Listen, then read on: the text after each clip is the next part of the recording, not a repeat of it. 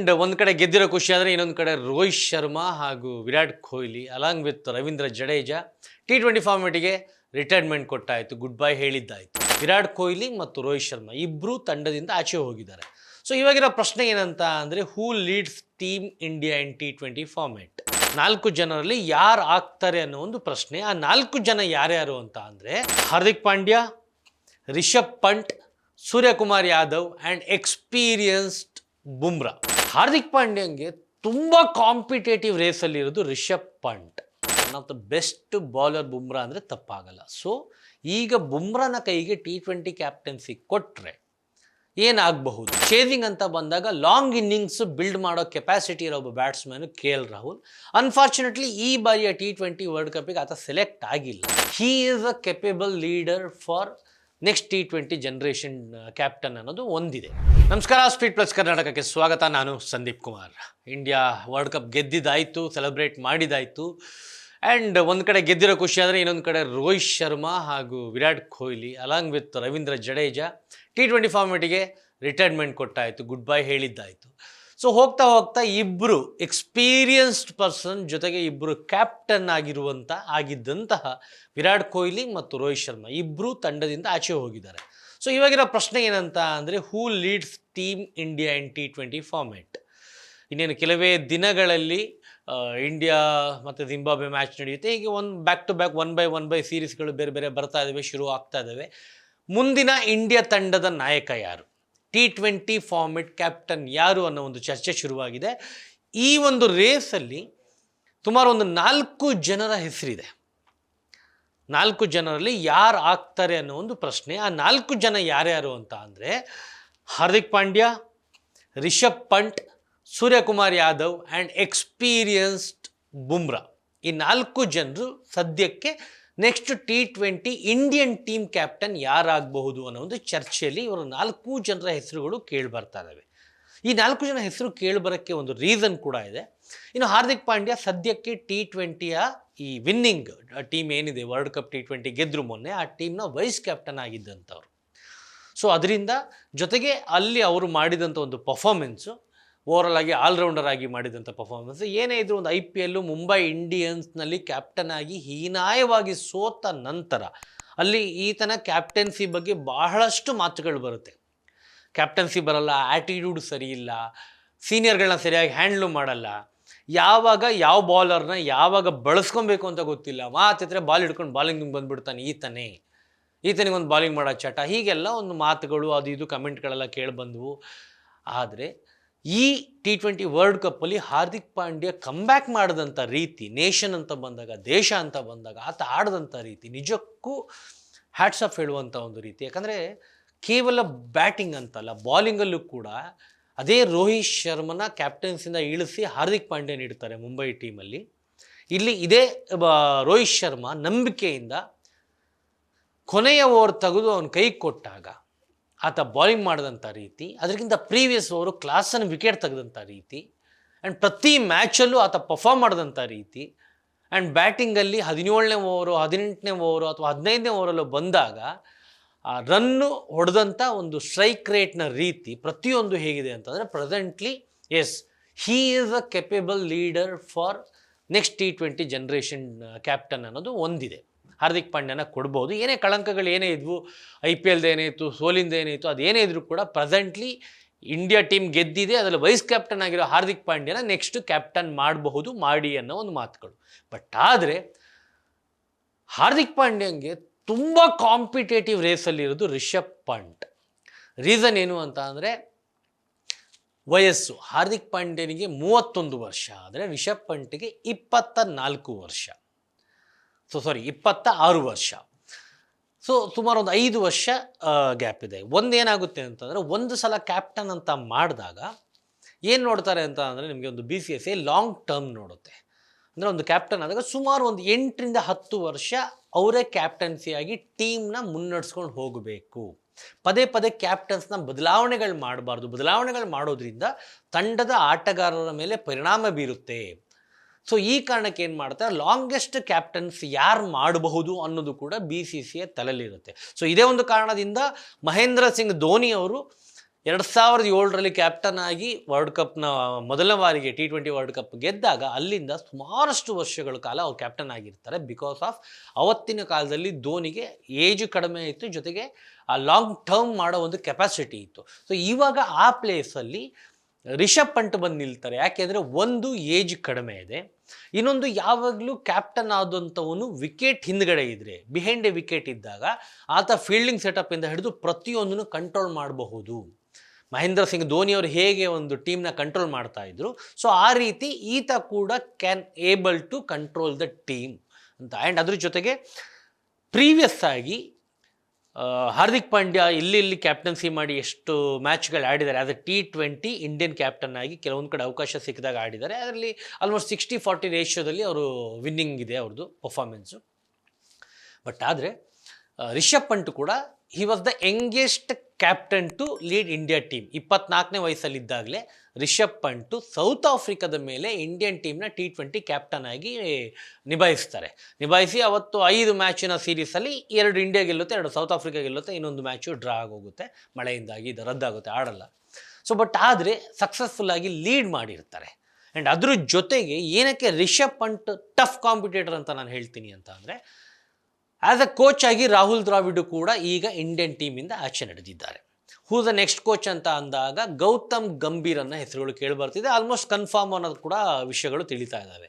But Gautam ಗಂಭೀರು next coach ಆಗಿ ಬಂದಾಗ, ಗೌತಮ್ ಗಂಭೀರು ಕೂಡ ಮೂಲತಃ ಡೆಲ್ಲಿಯವರು, ರಿಷಬ್ ಪಂಟ್ ಕೂಡ ಮೂಲತಃ ಡೆಲ್ಲಿಯವರು. ಆ್ಯಂಡ್ ಡೆಲ್ಲಿ ಕ್ಯಾಪಿಟಲ್ಸ್ ಅಂತ ಏನಿದೆ ನಮ್ಮ IPL ಟೀಮು, DC ಟೀಮ್ನ ಕ್ಯಾಪ್ಟನ್ ಆಗಿ ಹ್ಯಾಂಡ್ಲ್ ಮಾಡಿರುವ ರಿಷಬ್ ಪಂಟ್ಗೆ ಅದ್ರ ಜೊತೆಗೆ ಕೋಚ್ ಆಗಿ, ಜೊತೆಗೆ ಅಲ್ಲಿ ಬ್ಯಾಟ್ಸ್ಮನ್ ಆಗೂ ಕೂಡ ಸಾಕಷ್ಟು ವರ್ಷಗಳು ಆಡಿರೋ ಅನುಭವ ಮತ್ತು ಹೊಂದಾಣಿಕೆ, ಇವರಿಬ್ಬರ ಬಾಂಡಿಂಗು ತುಂಬ ಚೆನ್ನಾಗಿದೆ, ಗೌತಮ್ ಗಂಭೀರ್ ಹಾಗೂ ರಿಷಬ್ ಪಂಟ್. ಆ್ಯಂಡ್ ರಿಷಬ್ ಪಂಟು ಕೂಡ ಆಕ್ಸಿಡೆಂಟಲ್ ಆದಮೇಲೆ ಕಮ್ಬ್ಯಾಕ್ ಆದಂಥ ರೀತಿ ಆತ IPLನಲ್ಲಿ. ಆ್ಯಂಡ್ ಈ ವರ್ಲ್ಡ್ ಕಪ್ನಲ್ಲೂ ಕೊನೆಯ 2 ಅಥವಾ 3 ಮ್ಯಾಚ್ ಫೇಲ್ ಆಗಿದ್ದು ಬಿಟ್ಟರೆ ಪ್ರೀವಿಯಸ್ ಮ್ಯಾಚ್ಗಳೆಲ್ಲ ಓಪನಿಂಗಲ್ಲೇ first 4-5 match Virat Kohli fail ಆದಾಗ, ಸಿಂಗಲ್ ಡಿಜಿಟಲ್ಲಿ ಔಟ್ ಆಗಿ ಪರ್ಫಾರ್ಮ್ ಮಾಡದೆ ಆಚೆ ಬಂದಾಗ ರೋಹಿತ್ ಶರ್ಮಾ ಅವರ ಜೊತೆ ಕೈ ಜೋಡಿಸಿ ಒಂದು ಒಳ್ಳೆ ಇನ್ನಿಂಗ್ಸ್ನ ಬಿಲ್ಡ್ ಮಾಡಿದ್ದು 1 ಡೌನ್ ಬ್ಯಾಟ್ಸ್ಮನ್ ಆಗಿ ಬಂದಂಥ ಇದೇ ರಿಷಬ್ ಪಂಟ್. ಆ್ಯಂಡ್ ರಿಷಬ್ ಪಂಟು ಆಸ್ಟ್ರೇಲಿಯಾದ ಮೇಲೆ ಟೆಸ್ಟ್ನ ಗೆದ್ದಿರೋ ರೀತಿ ಪ್ರತಿಯೊಂದು ನೋಡಿದ್ವಿ ಕಣ್ಣೆದುರುಗಡೆ. And he is the youngest captain. ಈತ ಕ್ಯಾಪ್ಟನ್ ಆದರೆ ನೆಕ್ಸ್ಟ್ 10 ಇಯರ್ಸ್ ಇಂಡಿಯನ್ ಕ್ರಿಕೆಟ್ ಟೀಮ್ನ ರೂಲ್ ಮಾಡ್ಬೋದು ಒಂದು ಕಡೆ. ಇನ್ನೊಂದು ಹಾರ್ದಿಕ್ ಪಾಂಡ್ಯ ಹಾಗೂ ರಿಷಬ್ ಪಂಟ್ ಮಧ್ಯ ಒಂದು ಆ್ಯಟಿಟ್ಯೂಡ್ ಅನ್ನೋಂಥ ಕಂಪ್ಯಾರಿಸನ್ಗೆ ಹೋದರೆ Rishabh Pant is friendly to everybody. Senior ಆಗಿರಲಿ, ಜೂನಿಯರ್ ಆಗಿರಲಿ, ಎಲ್ಲರ ಹತ್ರ ಒಂದು ನಗನಗ್ತ ಹೊಂದಾಣಿಕೆಯಿಂದ ಇರ್ತಾರೆ, ಹೊಂದಾಣಿಕೆಯಿಂದ ಟೀಮ್ನ ಮುಂದಕ್ಕೆ ನಡೆಸ್ತಾರೆ. He is not dominating person ಅನ್ನೋದು ಒಂದು ಮಾತುಗಳಿದ್ದಾವೆ. ಯಾಕಂದರೆ ಹಾರ್ದಿಕ್ ಪಾಂಡ್ಯ ಕೆಲವೊಂದು ಅವರ ನಡತೆಗಳು ಪ್ರೀವಿಯಸ್ ಯಾವುದೋ ಒಂದು ಟೂರ್ನಮೆಂಟಲ್ಲೋ ಅಥವಾ IPL ಅಲ್ಲೋ ನೋಡಿದಾಗ ಈಸ್ ವೆರಿ ಡಾಮಿನೇಟಿಂಗ್ ಅನ್ನೋ ರೀತಿ ಕಾಣಿಸ್ತಾ ಇತ್ತು. ಬಟ್ ಆ ಒಂದು ಕಂಪ್ಯಾರಿಸನ್ ಮಧ್ಯದಲ್ಲಿ ಇವ್ರಿಗೂ ತುಂಬ ಟಫ್ ಕಾಂಪಿಟೇಷನ್ ಇದೆ. ಇವರಿಬ್ಬರಲ್ಲಿ ಯಾರೋ ಒಬ್ಬರು ಡೆಫಿನೆಟಾಗಿ ಆಗೇ ಆಗ್ತಾರೆ, ಬಟ್ ಯಾರು ಅನ್ನೋದು ಇನ್ನೂ ಗೊತ್ತಿಲ್ಲ. ಬಟ್ ಇವರಿಬ್ಬರ ಜೊತೆಗೆ ಇನ್ನೊಂದು ಟಫ್ ಕಾಂಪಿಟೇಷನ್ ಬರುತ್ತೆ. ಅಂದರೆ ಇಲ್ಲಿ ಏನಾಗುತ್ತೆ ಅಂದರೆ ಕೆಲವೊಂದು ಕಡೆ ಟೈಮಲ್ಲಿ BCCI ಎಕ್ಸ್ಪೀರಿಯನ್ಸ್ನ ಕೌಂಟ್ ಮಾಡುತ್ತೆ. ಹಾರ್ದಿಕ್ ಪಾಂಡ್ಯ ಎಕ್ಸ್ಪೀರಿಯನ್ಸು, ರಿಷಬ್ ಪಂಟ್ ಎಕ್ಸ್ಪೀರಿಯನ್ಸು, ಅದ್ರ ಜೊತೆಗೆ ಬಿಟ್ಟರೆ ಇನ್ಯಾರು T20 ಮ್ಯಾಚಿನ ಹೈಯೆಸ್ಟು ಆಡಿರೋಂಥವ್ರು, ಅದರ ಮ್ಯಾಚ್ನ ಗೆಲ್ಲಿಸೋ ತಾಕತ್ತಿರುವಂಥವ್ರು, ಗೆಲ್ಲಿಸಿರುವಂಥವ್ರು ಅಂತ ಬಂದಾಗ ಡೆಫಿನೆಟ್ಲಿ ನನ್ ಅದರ್ ದ್ಯಾನ್ ಬುಮ್ರಾನ್ ಹೆಸರು ಬರುತ್ತೆ, ಜಸ್ಪ್ರೀತ್ ಬುಮ್ರಾ. ಆ್ಯಂಡ್ ಡೆಫಿನೆಟಾಗಿ ಈ ವರ್ಲ್ಡ್ ಕಪ್ಪಲ್ಲೂ ನೋಡಿದ್ದೀವಿ, ನಾವು ಮೊನ್ನೆ ಫಿನಾಲೆ ಮ್ಯಾಚಲ್ಲೂ ನೋಡಿದ್ದೀವಿ. ಎಂಥ ಅದ್ಭುತ ಬಾಲಿಂಗ್ ಪರ್ಫಾರ್ಮೆನ್ಸು ಬುಮ್ರಾ. ತೆಗೆದಿದ್ದು 2 ವಿಕೆಟು, ಕೊಟ್ಟಿದ್ದು ಕಡಿಮೆ ರನ್ನು, ಬಟ್ ಆದರೆ ಎಂಥ ಅದ್ಭುತ ಅಂದರೆ he is one of the match winner ಅಂತಂದರೆ ತಪ್ಪಾಗಲ್ಲ. ಆ್ಯಂಡ್ ಬುಮ್ರಾ ಅಟ್ಯಾಕಿಂಗ್ ಬಂದರು ಅಂತ ಅಂದರೆ ಡೆಫಿನೆಟ್ಲಿ ಒಂದು ವಿಕೆಟ್ ಹೋಗುತ್ತೆ, ಇಲ್ಲ ಅಂದರೆ ರಿಕ್ವೈರ್ಡ್ ರನ್ ರೇಟು ಜಾಸ್ತಿ ಆಗುತ್ತೆ ಎದುರಾಳಿಗಳಿಗೆ. And he knows that. ಯಾಕಂದರೆ ಮೊನ್ನೆ ರೋಹಿತ್ ಶರ್ಮಾ ಕೂಡ ಬುಮ್ರಾನ್ ಬಗ್ಗೆ ಮಾತಾಡ್ತಾ ಹೇಳ್ತಾ ಇದ್ರು ಪ್ರೆಸೆಂಟೇಷನಲ್ಲಿ ಕೇಳೋ ಒಂದು ಪ್ರಶ್ನೆಗೆ, ನನಗೂ ಗೊತ್ತಿಲ್ಲ ಬುಮ್ರಾ ಹೇಗೆ ಆ ರೀತಿ ಬಾಲ್ಗಳನ್ನ ಮಾಡ್ತಾರೆ, ಹೇಗೆ ಕಂಟ್ರೋಲ್ ಮಾಡ್ತಾರೆ, ಹೇಗೆ ವಿಕೆಟ್ ತೆಗಿತಾರೆ, ನನಗೂ ಅದ್ರ ಬಗ್ಗೆ ಗೊತ್ತಿಲ್ಲ. ಇಷ್ಟು ವರ್ಷದ ಆಡ್ಕೊಂಬಂದಿದ್ದೀನಿ. ಬಟ್ ಆದರೆ ಅವರಿಗೆ ಯಾವ ಸಿಚುವೇಷನಲ್ಲಿ ಯಾವ ಬಾಲ್ ಹಾಕಬೇಕು, ಯಾವ ಸ್ಪೀಡಲ್ಲಿ ಎಸಿಬೇಕು, ಯಾವ ವೇರಿಯೇಷನ್ ಹಾಕಬೇಕು, ಯಾವ ಬ್ಯಾಟ್ಸ್ಮನಿಗೆ ಯಾವ ಬಾಲ್ ಹಾಕಬೇಕು ಅನ್ನೋದು ತುಂಬ ಚೆನ್ನಾಗಿ ಗೊತ್ತಿದೆ. Is smart enough to do it. So ಇದೆಲ್ಲೋ ಒಂದು ಕಡೆ ರೋಹಿತ್ ಶರ್ಮಾ ಅವರ ಬಾಯಲ್ಲಿ ಮೊನ್ನೆ ಬಂದಿರೋದು ಪ್ರೆಸೆಂಟೇಷನ್ ಟೈಮಲ್ಲಿ. ಸೊ ಇದು ರಿಯಲಿಸ್ಟಿಕ್ ಮಾತುಗಳು. ಆ್ಯಂಡ್ ಇದನ್ನು ನೀವು ಕ್ಯಾಲ್ಕುಲೇಟಿವ್ ಆಗಿ ತೊಗೊಂಡಾಗ ಎಸ್ ಅಫ್ಕೋರ್ಸ್ ಇವರಿಬ್ಬರು ಯಾರು ಹಾರ್ದಿಕ್ ಪಾಂಡ್ಯ ಮತ್ತು ರಿಷಬ್ ಪಂಟ್ ಕಂಪೇರ್ ಮಾಡಿದ್ರೆ ಬುಮ್ರಾನ ಎಕ್ಸ್ಪೀರಿಯನ್ಸ್ ತುಂಬ ದೊಡ್ಡದಾಗಿದೆ. ಇನ್ಕ್ಲೂಡಿಂಗ್ IPLಲ್ಲೂ ಕೂಡ ಬುಮ್ರಾನ ರೆಕಾರ್ಡ್ ಅತ್ಯದ್ಭುತವಾಗಿದೆ. ಇಂಟರ್ನ್ಯಾಷನಲ್ ಮ್ಯಾಚಸ್ಸಲ್ಲೂ ಅದರಲ್ಲೂ T20 ಫಾರ್ಮೇಟಲ್ಲಿ ತುಂಬ ವರ್ಷಗಳಿಂದ, ಅದು ಇತ್ತೀಚೆಗೆ ಬುಮ್ರಾ ಒಂದು ಇಂಜುರಿಯಾಗಿ ಆಚೆ ಉಳಿದು ಎಗೇನ್ ಕಮ್ಬ್ಯಾಕ್ ಮಾಡಿದ ನಂತರ ಬುಮ್ರಾ ಪರ್ಫಾರ್ಮ್ ಮಾಡ್ತಿರೋ ರೀತಿ ಎಕಾನಮಿ ಎಷ್ಟು ಅದ್ಭುತವಾಗಿದೆ ಅಂತ ಅಂದರೆ ಮೋಸ್ಟ್ಲಿ ವರ್ಲ್ಡ್ ಕ್ರಿಕೆಟ್ ಫಾಸ್ಟ್ ಬಾಲರಲ್ಲಿ one of the best bowler Bumrah ಅಂದರೆ ತಪ್ಪಾಗಲ್ಲ. ಸೊ ಈಗ ಬುಮ್ರಾನ ಕೈಗೆ T20 ಕ್ಯಾಪ್ಟನ್ಸಿ ಕೊಟ್ಟರೆ ಏನಾಗಬಹುದು? ಆ್ಯಂಡ್ ಎಗೇನ್ ಬುಮ್ರಾ ಮತ್ತು Hardik Pandya again same age 31 years. So ಎಲ್ಲೋ ಒಂದು ಕಡೆ BCCI ಎಗೇನ್ ಬುಮ್ರಾನ ಸೆಲೆಕ್ಟ್ ಮಾಡಿದ್ರು ತಪ್ಪಾಗಲ್ಲ. ಯಾಕೆ ಅಂತ ಅಂದರೆ T20 ಫಾರ್ಮೇಟಲ್ಲಿ ಡೆಫಿನೆಟ್ಲಿ ಬ್ಯಾಟ್ಸ್ಮನ್ ಗೇಮ್ ಅಂತ ಅಂದರೆ ಬುಮ್ರಾನ ವಿಷಯದಲ್ಲಿ ಸ್ವಲ್ಪ ಎಗೇನೆಸ್ಟ್ ಆಗಿರುತ್ತೆ. He is A bowler, Hi dominates the batsman. ಅನುಭವ, ಪರ್ಫಾರ್ಮೆನ್ಸ್ ಎರಡೂ ಒಟ್ಟಿಗಿರೋದ್ರಿಂದ ಬುಮ್ರಾ ಕ್ಯಾಪ್ಟನ್ ಆಗಿ ಆಯ್ಕೆ ಆದರೂ ಆಶ್ಚರ್ಯವಿಲ್ಲ. ಆ್ಯಂಡ್ ಇದ್ರ ಜೊತೆಗೆ ಇನ್ನೊಂದು ಹೆಸರು ಕೇಳಿ ಬರ್ತದೆ, ಸೂರ್ಯಕುಮಾರ್ ಯಾದವ್ ಅಂತ. ಗೊತ್ತಿಲ್ಲ, ಇದು ನನಗೆ ಅಷ್ಟೊಂದು ಸೀರಿಯಸ್ ಅನ್ಸಲ್ಲ. ಯಾಕೆಂದರೆ ಅಫ್ಕೋರ್ಸ್ ಸೂರ್ಯಕುಮಾರ್ ಯಾದವ್ ಪ್ರೀವಿಯಸ್ ಆಸ್ಟ್ರೇಲಿಯಾದ ಮೇಲೆ T20 ಸೀರೀಸಲ್ಲಿ ಸೂರ್ಯಕುಮಾರ್ ಯಾದವ್ನ ಕ್ಯಾಪ್ಟನ್ ಆಗಿ ಮಾಡ್ತಾರೆ.